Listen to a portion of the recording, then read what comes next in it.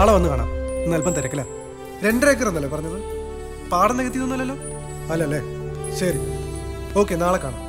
Okay, ശരി, okay. എന്താടാ? നീ ഒന്ന് അങ്ങോട്ട് വന്നേ പറ്റൂ. നിന്റെ തന്തയുടെ കാര്യം വലിയ കുഴപ്പമാണ്. അച്ഛനെ എങ്ങനെയെങ്കിലും അവിടെ നിന്ന് മാറ്റ്. അങ്ങനെയാണെങ്കിൽ ഞാൻ വരാം. എടാ, അതിന് പറ്റണ്ടേ? നമ്മളൊന്ന് ഇന്റർവ്യൂ ചെയ്താൽ ശരിയാവില്ലെന്നാ പറയുന്നത്. ചോദ്യങ്ങളൊക്കെ അങ്കിള് തന്നെയാണ് ചോദിക്കുന്നത്, അതും ഇംഗ്ലീഷിൽ. എന്റെ ദൈവമേ, കൊളമാക്കുമല്ലോ. കൊളമായി. ഒരു വൃത്തികെട്ട വിഗ് കൊടുത്ത് തലയിൽ വെച്ചിട്ടുണ്ട്.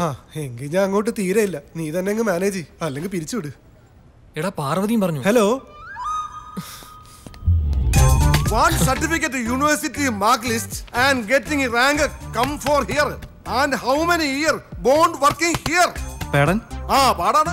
പാടായിരിക്കും. കുഞ്ഞെ, വെറുതെ കാണാതെ പഠിച്ച് പരീക്ഷ എഴുതിട്ട് ഒരു കാര്യമില്ല.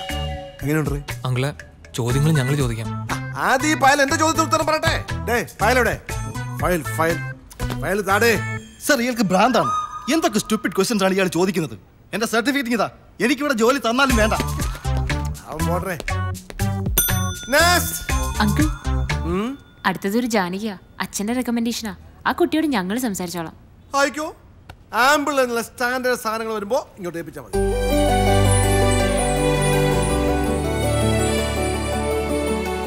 ഇരിക്ക്. Thank you madam. ഇനി നിങ്ങൾ നടത്തിയോ. ഞാൻ ചോദിച്ച പോലെ ഇത്തിരി കേറ്റി തന്നെ ചോദിച്ചു. രക്ഷപ്പെട്ടു സർ.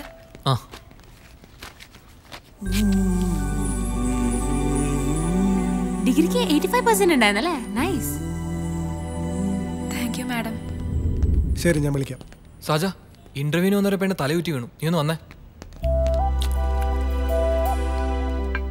ഒന്ന് വിളിച്ചു നോക്കി. ജാനകി, ജാനകി, ജാനകി. എന്ത് പറ്റിയേ? തല ചുറ്റി വീണതാ. ഗർഭിണിയായിരിക്കും. കുട്ടി സിംഗിളാ? സിംഗിൾ ആണോ ഡബിൾ ആണോ എന്നൊക്കെ സ്കാൻ ചെയ്തല്ലേ പറയാൻ പറ്റൂ. ശരി ശരി, പോയേക്കാം. ഒന്ന് നോക്കിക്കോണേ.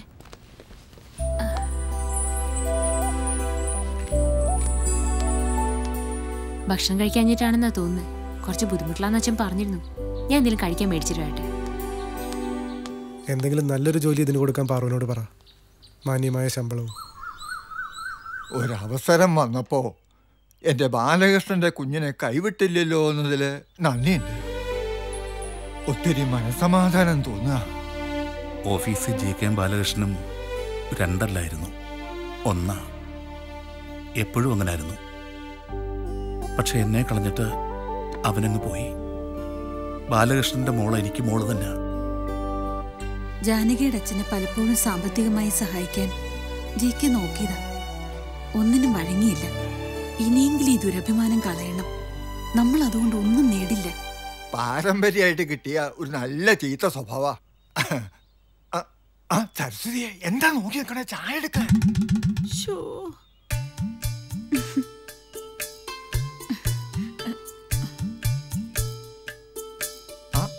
എന്താ എല്ലാവർക്കും ഒരു പരിങ്ങല്? മുത്തച്ഛ, ചായ ഇടണമെങ്കിൽ പാലും പഞ്ചസാരവും തേയിലയും വെള്ളവും ഒക്കെ വേണ്ടേ? അതിനിവിടെ വെള്ളം മാത്രമേ ഉള്ളൂ. പിന്നെ ഇങ്ങനെ ചായ ഇടുന്നേ? മണിരത്നം പുതിയ പടം എടുക്കുന്നു. തൃഷയാണ് ഹീറോയിൻ. ന്യൂ ഫേസ് അന്വേഷിച്ചോണ്ടിരിക്കുക. ഞാൻ പറഞ്ഞിട്ട് നീ പോയി കണ്ടാ മതി. വളരെ വളരെ മുറുക്ക് കൊണ്ടുവന്നിട്ടുണ്ട്. എടുക്കട്ടെ സർ? എടുക്ക്. നല്ല ടേസ്റ്റാ സർ.